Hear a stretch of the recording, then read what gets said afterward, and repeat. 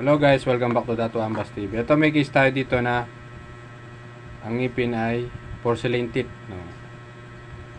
Maganda to, lalo na kung ang kulang sa'yo ay mga harapan ng ngipin. Sinasabi ko naman diba sa inyo. Pagharap, magandang klase ang palagay mo para mukhang natural. Yung ngipin sa pustiso, kahit nakapustiso ka, hindi halatang plastic yung ngipin. Kapag porcelain teeth kasi, mas accurate sa ngipin ng pasyente. Kaso dapat kakulay ng natural teeth. Halimbawa kung ito maputi, dapat maputi din. Kung madilaw, dapat madilaw din. Kadalasan nakikita ko, madilaw yung ngipin ng puti ng pustiso. Kaya pag suot ng pasyente, kitang-kita mo na halata siyang naka-denture.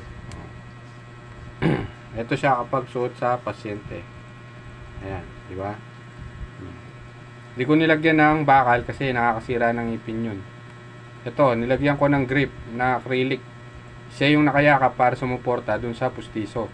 Hindi siya malalaglag, hindi siya matatanggal basta-basta kasi naka-angkla dito sa premolar teeth. Ayan o, di ba? Kesa ilagay mo wire. O, pag wire to, baka masira niya to. Di tanggal na naman to after 3 years o 5 years. Pag mali pa yung pagkakalagay, sira talaga yan. Pero ito acrylic, wala kang maiintindihin. Tsaka walang bakal na nakikita kapag nakangiti ka. Ito ay China porcelain teeth lamang. Ito naman, pustiso with retainer. Yan. Kung may budget ka, pwede ito.